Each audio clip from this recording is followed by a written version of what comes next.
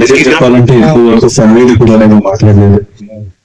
So ఇక్కడి నుంచి వెళ్ళి ఫ్యామిలీతో మాట్లాడాలి, బయట ప్రపంచంలో ఏం నడుస్తుంది అది కూడా తెలుసుకోవాలి. కానీ మీ అందరికి చాలా చాలా థ్యాంక్స్.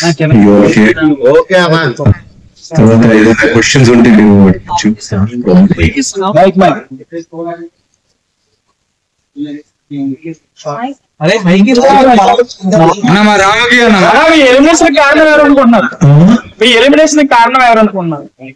ఎలిమినేషన్ కారణం ఏం కాదు అంటే ఒక పర్సన్ కాదు, చాలా కారణాలు ఉన్నాయి.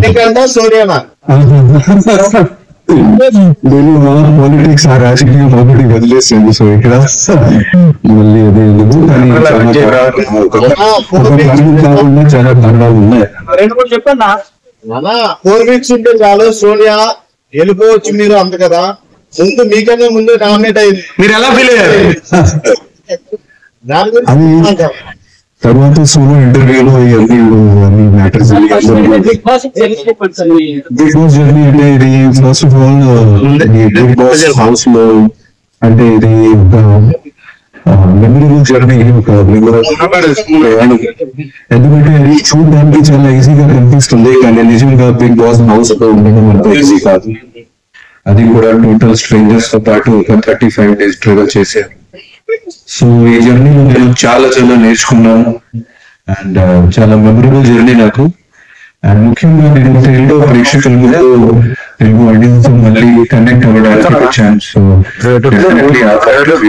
కొంచెం సక్సెస్ అయ్యాను. మీకోసం ఊరే కదిలిందా కొత్తగూడెం గురించి, Cherupalli, Kothagudem. So mainly I wanted to connect back with the Telugu audience.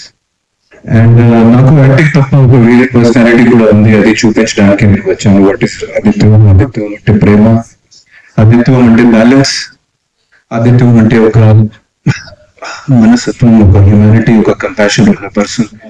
అది చూపించడానికి నేను వచ్చాను. నాకు రాజకీయం, పాలిటిక్స్ అంత ఇష్టం లేదు. So I came for that purpose. అది నేను ప్రూవ్ చేశాను అక్కడ బిగ్ బాస్.